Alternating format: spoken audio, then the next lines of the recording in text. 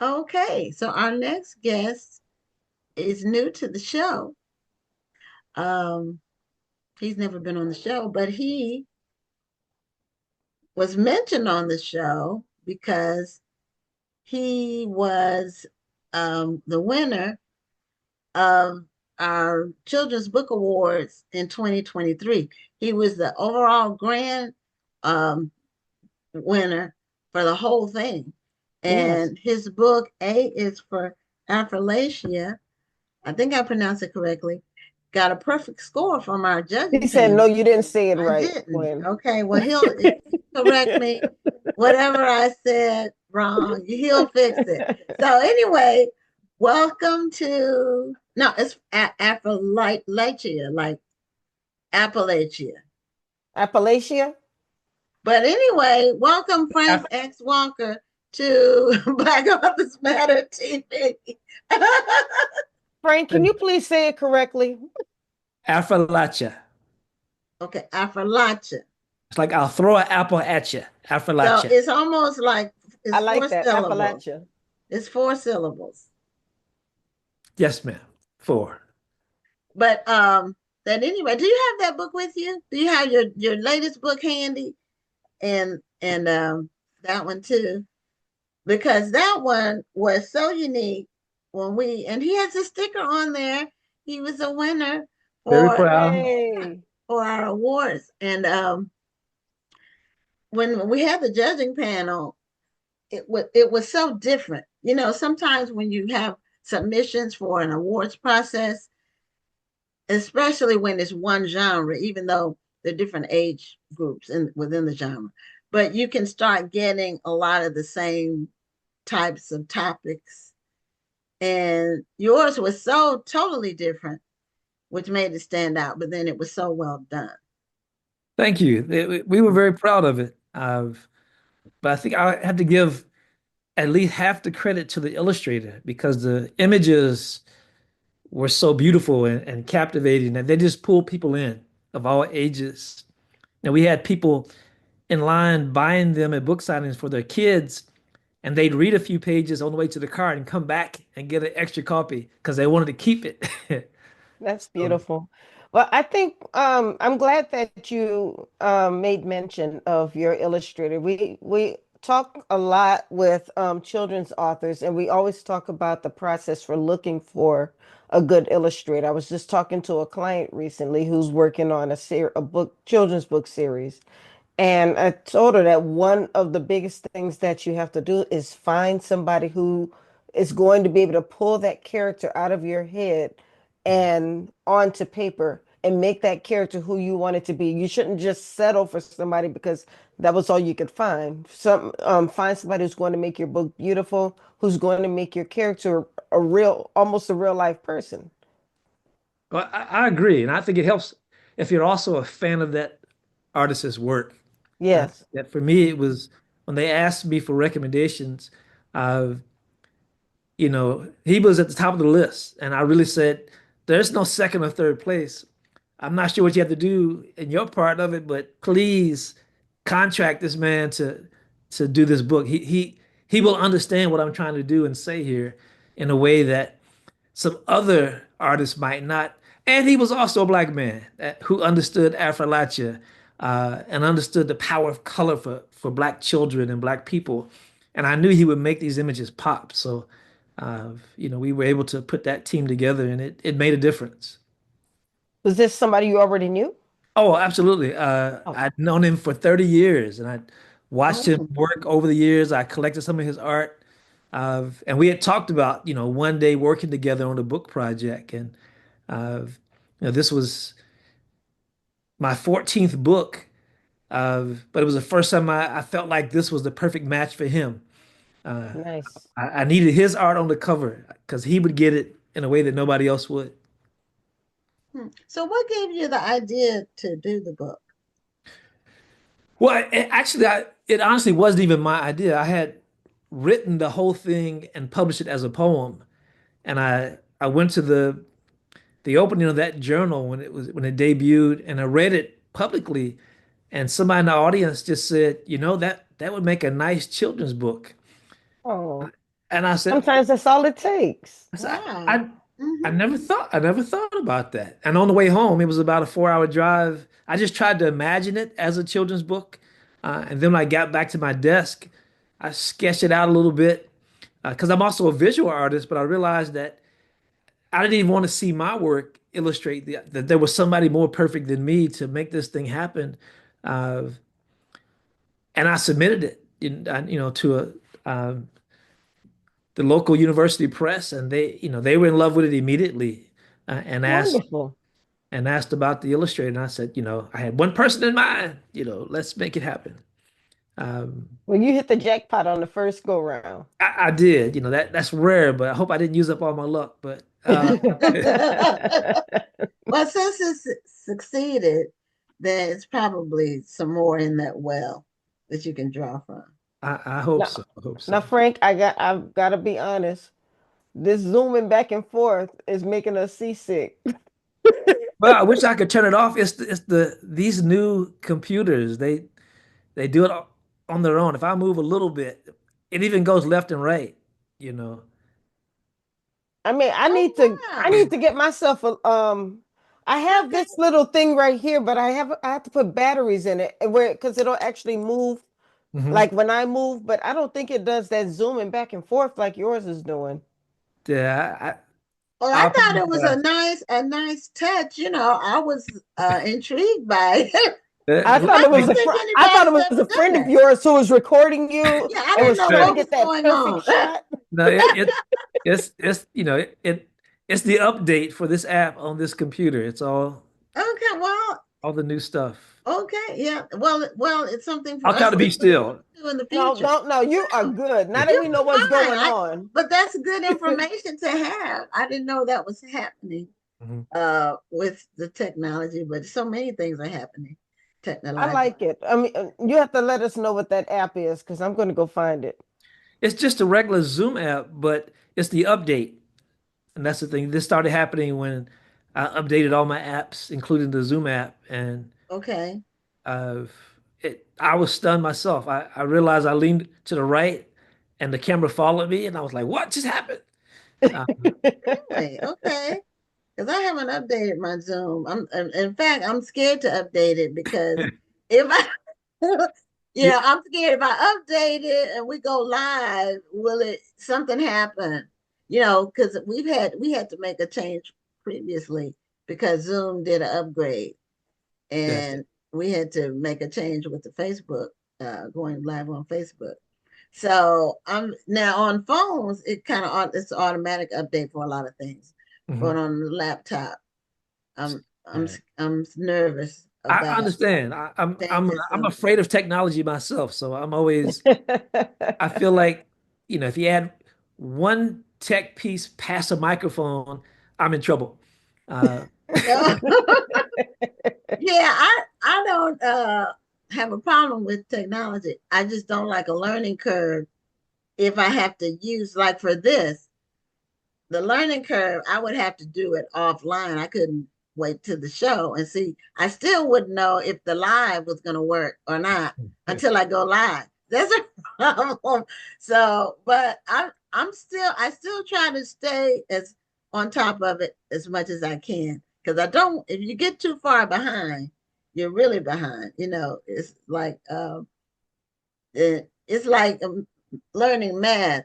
If you miss the basics or the two steps in the middle, you can't go to the next yeah, one. it's lost. It's lost. Well, I always So try to.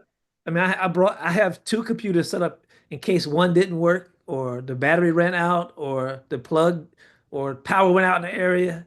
All thunderstorm, all those well, have happened to me before. So I just, try to increase the odds as much as possible. Ain't yeah, nothing wrong with that. no, Well, that's not. let's jump back Mhm, to your books. How many books mhm. do you have right now?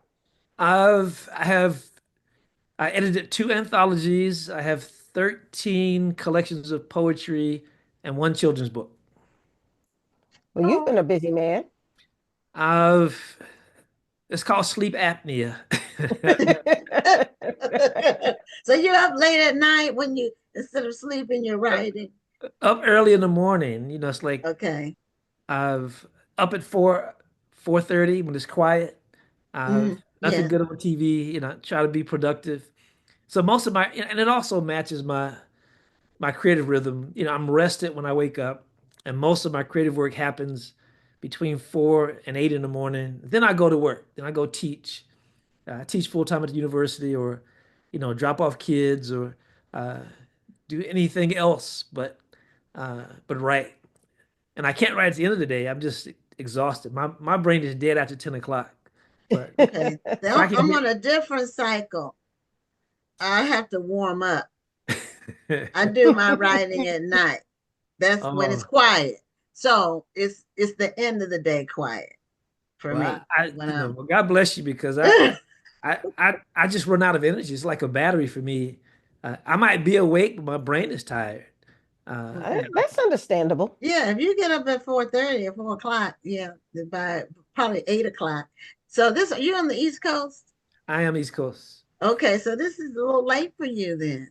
I try not to nod off during this interview. Okay. Don't worry, I'm on the East Coast as well, and I tell Yeah. you, during the second hour, I'm exhausted. So I understand. What part of the East Coast are you in? I'm in the heartland. I'm in Kentucky, in the middle of the Oh country. wow, But I used to live in Kentucky, believe it or not. where in Kentucky? I was stationed at Fort Knox, Kentucky when I was in Okay. the Army. That was my first duty station. Yeah, well, that's a safer part of the state. Plus, y'all had Yeah. y'all had guns, so it was a good place to live. Well, no, there were some places that we drove past very quietly and at the speed limit because we had to get through it Hmm. because we didn't want those police to get us because those were still sundown towns. Yes, that's my state. Still So here are since you from Kentucky? I am. I was my family's been here since the early 1800s. Came over from Virginia Wow. and carved out a space in the heartland, in the middle of the state, and just keep marrying and having kids. And we try to leave. I've lived in Alabama and Indiana and New Jersey, uh, but I always come back. I think because I have so many family members, you just want to be near your family, and at some point, Right. when parents age, you want to be close to the parents in their last quarter, and didn't get a good job. And so I'm here. I'll probably retire from my current university. Um, but I understand this place. I know how a lot of people show up here and then can't wait to leave because they came from Atlanta or DC, and that would be quite a culture shock to come to Kentucky from some of those beautiful black spaces. But this is yeah, this is Trump country. Yeah. That I'll just leave it there. Well, I will tell you that I was shocked and I was disappointed when I was told that I was going to Kentucky, but then I learned I really enjoyed living there. I was there for 3 years and I enjoyed driving over to Louisville. I just say Louisville, not Louisville. Hmm. So you Right. got it right. You got it Lord. right. Yeah. Driving over to Cincinnati, which was right across the water. Mhm. So I actually learned to really enjoy Kentucky. It can be done. People survive here, but I think you just, like you said, you have to know when to do the speed limit in those Yes. towns. And I mean, don't invite challenges that you don't need, uh, but I think what makes a difference if you can do is don't do it alone. You know, I'm one of I'm one of 11 kids. Uh, I got 5 kids. Uh, Mm. the two of them are grown, two have gone off to college, sophomores now, and we got one more in the house right now. Um, but it's easy to, it's affordable. I think it's a great place to raise kids. If you're doing the raising, and if Mhm. you're supplementing the education, if you're putting books in their hands, and if you're in control of their social time and cultural space, you can survive anywhere. But I think if you just drop a kid in the middle of nowhere with no support, uh, no matter where they're at, they're not going to make it. I Yes, think yes, family is the difference. You know, the yes. village is Absolutely. the difference. The village. I think I went to Louisville once, I think, at a conference, and I ended up staying in Indiana. Isn't it over a bridge? You go over a bridge and you Yeah. get Yep, Indiana. Indiana. Uh-huh. That's okay. what it was. You have to I drive a ended little up further to get to staying there. Cincinnati. And I Yeah. didn't realize I when I booked the hotel, I didn't realize it was in Indiana. I think I did it by the number of miles away that it was. And I had some really good, it was a dish I hadn't really had served before, the way it was served, and it was pinto beans with the cornbread in there. And it was really good. Yeah, Why but that, this that is sounds this is familiar. it's the South, so you know there are a lot of Southern foods and good restaurants. Um, you know, we eat well here. We're not starving. Yeah, I'm from the South. I just hadn't eaten at a restaurant that served it like that, Mhm. you know. And it wasn't even a soul food restaurant. It was at a hotel. It was a hotel Okay. restaurant. I don't remember which one it was. But anyway, let me get back to your newest book because you got nominated for an Image Award, an NACP Image Award for Load in Nine Times. And you have a book right there handy. And congratulations on the nomination. Well, So thank you, thank you. We didn't win this time, but But that's okay. It's an honor to be nominated, right? it's definitely an honor to be nominated. Every time anybody mentions the book anywhere, so it's you know we're not complaining, uh, but we didn't spend you know all that money and fly out there and wait to find the results out either. But yeah. Well that's true. I've been nominated twice, so but they've changed the way they do things. Mhm. I was nominated in 2015 and 2016, two different books. Yeah, I was there in And 2013 okay. with my Medgar Evers book. I actually won that year. It's a beautiful big trophy. Uh, Oh, okay. um, Did they still do the literary stuff? Like they did it on a Thursday when I they've went it's been moved all the way back to changed it. Tuesday, and it's not even Oh. it's not Did even they it's at least did virtual. they at least say your name at the show? No. No, they don't the literature people, they And get the award, but it's not included with the main thing. Yeah. right. One of these days I'm gonna submit. I've never submitted for it, but I'm gonna do it one day. Well, you do it and go to the thing that you know. I think that what surprised me 10 years ago was that uh, I think that the ticket to go to the thing was like $750, uh, and now they're twice that. You know. Mm, Oh, mm, so there mm. were 500 when I went both times, but we didn't have to buy the ticket. Okay. Well, We see, got comp ticket. You didn't get no, I didn't get comp tickets. they comped two for each nominee. See, See, well, Gwen batted her eyes at the people. That's what had happened. No, see, no, they just had a different rule. And see now, and I was self-published. Now to get nominated as a self-published author is a lot harder. It's mhm. not impossible, but it's a lot harder. They Because I keep think the changing the big rules. publishers, they figured out this is the route for Black books to submit their Mhm. books. And so they crowd out the self-published authors. Right. Well, tell us about what is it? Load Yeah, nine load in times? 9 times. Yeah, Loaded Nine Times is I say it's a book about black families in Kentucky before, during, and after the Civil War. And it's a collection of historical poetry, mostly persona poems. So you get to hear from the participants. You hear from enslaved people, slave masters. Abraham Lincoln speaks, Margaret Garner, uh, and mostly soldiers. And the thing about this particular book is set at a refugee camp. A lot of people know about uh, a lot of the places where the Civil War was fought, but there were almost a dozen places in the country where the fort also was a refugee camp, and that meant that you could bring your whole family with you. So in Kentucky, uh, 23,700 and two African American soldiers had signed up, and almost 15,000 of them brought their families to the Wow. refugee camp. So it was a whole city, and they built a hospital, they had schools, the kids could go to school, they had a church, all the things. I mean, it was the first free space in Kentucky right there at that camp because of their families, because of freedom, and they had guns, they could protect themselves, and they had the numbers. Um, Yeah, sounds like it. so it was a part of history that they don't teach us, of course. Most of this I Right. found out through research. And what drew me to this particular story is that of my third great great grandfather on my father's side and my mother's side were both stationed at Camp Nelson. So I had family there who probably Oh, didn't know each other, but they produced kids who eventually met each other, who produced me.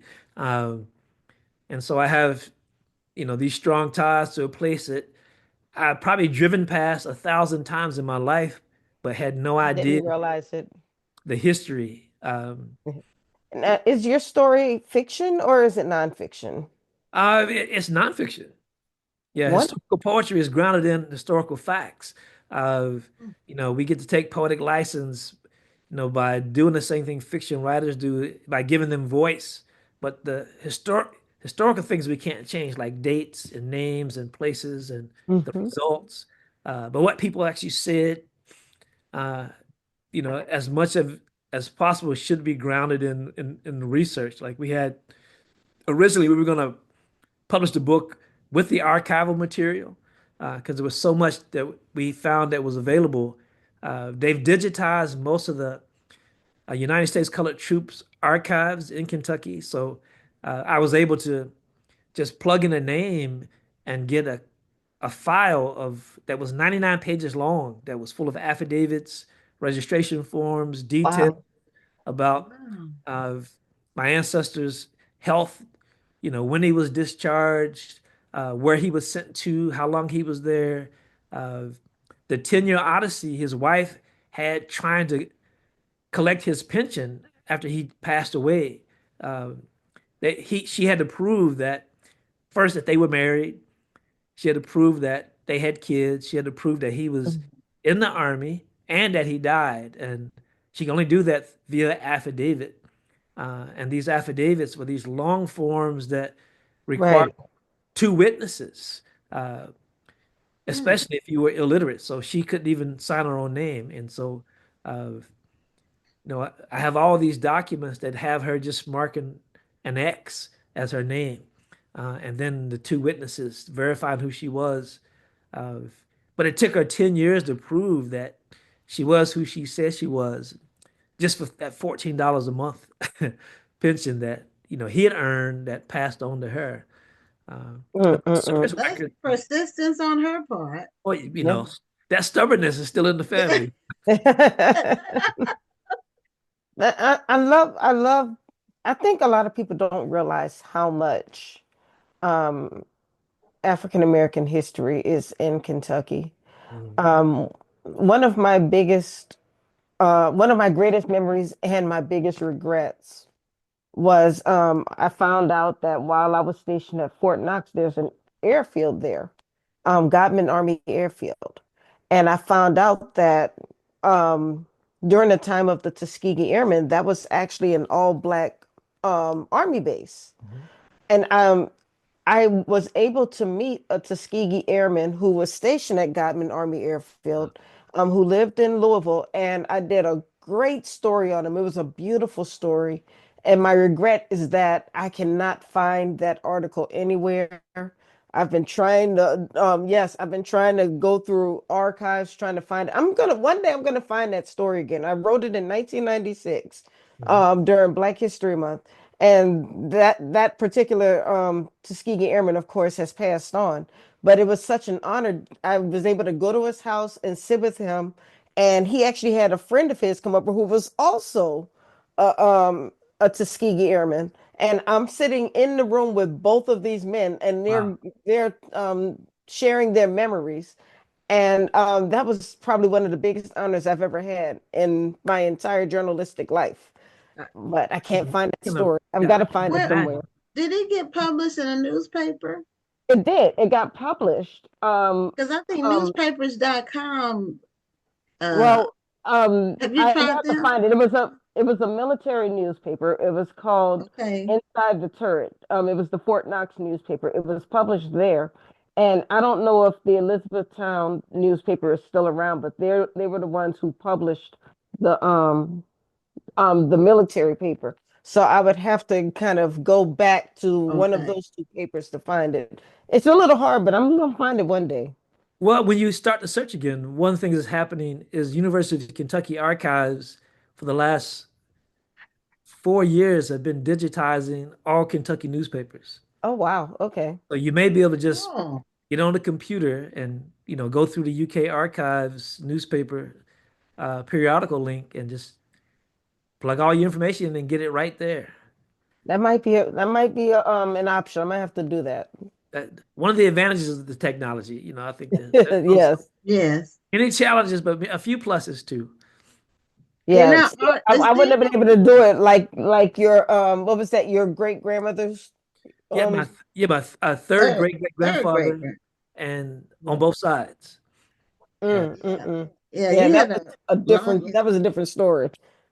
Well, that you mentioned the Kentucky history of, and there's so much that what Kentuckians don't know, but most people, when they think about Kentucky and this, it's like people used to say that Kentucky was a great place to be a slave, because there was this idea that somehow it was a benign experience, that there wasn't, that it was somehow a polite form of enslavement here, as if that's even possible. Um, but the truth is, Kentucky contributed more African American troops than any other state in the country to the Civil War effort, which tells you how much they wanted to be free and what they were fighting against. And even the legendary Buffalo Soldiers are an oversized number of them are from Kentucky, because when the war was over, because Kentucky was not at war against the Union, slavery was still legal in Kentucky after the Civil War. So men were still signing up to join the army, to get in exchange for freedom for themselves and their families. So if you signed up, your wife and all your kids were automatically free. So men were still signing up after the war was over. But when they signed up for 3 years. So if you sign up for 3 years after the war was over, it's like, well, what do you do? They sent most of those men to New Mexico, uh, to the Western frontier. Yeah. Most of them became Buffalo Soldiers Oh, wow. because that happened after the Civil War, and they had 3 years of duty to pull. And you telling these stories and you writing the book that you did is more valuable now than any other time in history because now the military is have because of these DEI policies, Yes. the military is having to pull a lot of the links where you'd be able to find this information. They're not allowed to teach about the Buffalo Soldiers or the Tuskegee Airmen anymore.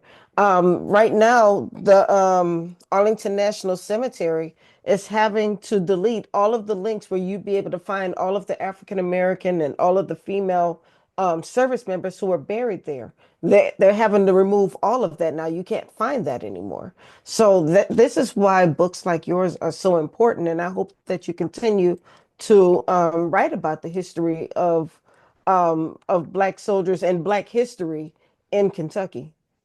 Yeah, thank you. And I agree. I just found out recently that uh, they removed Medgar Evers' name from the Yes. website. I was like, how could you take Medgar Evers' name off the website? But that they're trying to make racism legal again. So, and they're trying to they're trying unsuccessfully to erase us and our history, but it's too late. We're here. We're Uh, here, and we you can't stop the griot tradition. This is cannot. why the griot tradition is going to be even more and more important in this day and time.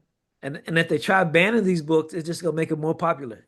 Exactly. Yeah, yeah, we 'Cause discussed that on the show. The banned books become bestsellers. we So we all have libraries at home. yeah. That's true. Well, we're at the end of our time, and I know you're past your normal It's my wind down bedtime. time. You can say it. It's my bedtime. But we really appreciate you coming on the show and show your book covers one more time, just so people can know the amazing work that you're doing. That's the recent book that was nominated for an NAACP Image Award, and then your other book, what won the Black Authors Matter Children's Book Award. So thank you so much for being on the show. I'm glad we were able to make the connection and make it work. Me too. In spite of technology and the And latency. All I right. had to find out about that camera. Yes. Just do the update and you'll be taken care of. Thank you. Have a All right. great Thank you. night. Take care. Have a You great. too. Good night. All right. Good night.